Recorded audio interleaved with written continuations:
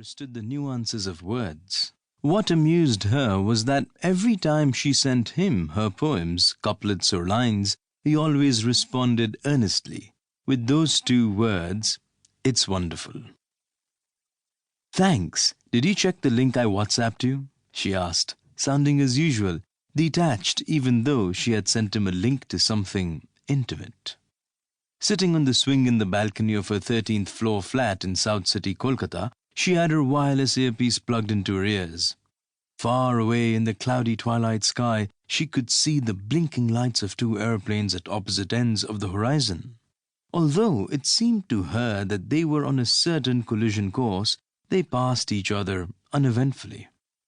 A faint ironical smile touched her face. She closed her diary as she heard him say, "I did. It's sexy." Shanay put his car back on gear as the traffic signal on MG Road in Bengaluru turned green. "I'm going to wear it for you when we meet next," she said. Shanay instantly visualized her in the black lingerie featured in her WhatsApp link. The firm thighs, the natural curves. She looked sexier than the lingerie model in the website, he wondered. "I hope you're not kidding," he said. "Why would I? I'm okay with your plan." "Sure. By the way, I just learned from a source that I may get nominated this year for the Business Right Now Awards." "Congratulations! Reach home safely now. I'll wait for you on FaceTime," she said as she hung up. No mushy moas or cheesy baby I love yous. Like always, he thought. Shanay Bansal belonged to a fifth-generation business family based in Kolkata with roots in Bikaner, Rajasthan. After getting an MBA from Stanford University, nobody in his family was surprised when he announced that he wanted to add an online business venture to their portfolio. Click2buy.com. Life was all about work and more work in his bachelor pad in Bengaluru until his parents introduced him to the girl they had chosen as their prospective daughter-in-law. A small roka ceremony took place. The wedding was scheduled to be held 7 months later. Although he had met her a few times and telephoned her on a daily basis, if someone asked him to describe her, he would fumble for the right words. He often sensed a strange coldness about her, a coldness that effectively held him at bay. At first he thought she was shy, then assumed she was an introvert, but later he could tell she was neither of those. Her icy aloofness fascinated him so much so that over time he became secretly obsessed with her. It was as if she was detached to every attachment.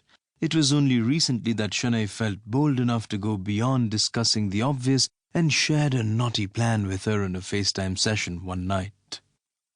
"Shouldn't we get to know each other better?" he had asked hesitantly, putting his plan into action. Till then, Shanay had only had one girlfriend. In class 8, he had befriended Nisha Jalan. His incorrigible shyness made Nisha dump him after they passed the 10th boards. He couldn't bear the pain of his breakup. "How do you mean?" she asked. "What if you come over to Bengaluru one weekend? We don't have to tell anyone anything." Silence.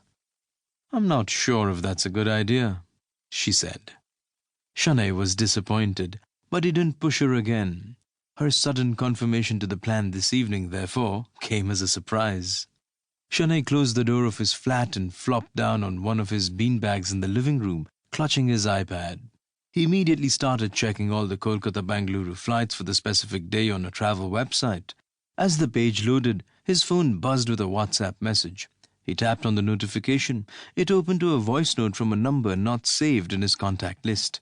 Frowning slightly, he tapped on the voice note. A girl's voice spoke. "Hi, Shanay. I know who you are. I know where you work. I know where you live. I know who you are going to marry. In short, I know everything about you. There's a reason why I'm reaching out to you.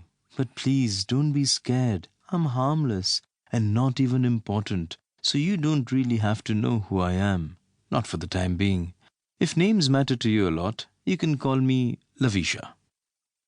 What I'm going to tell you is a story, all right? But it's not my story. Someone close to me narrated to me with a promise that I wouldn't share."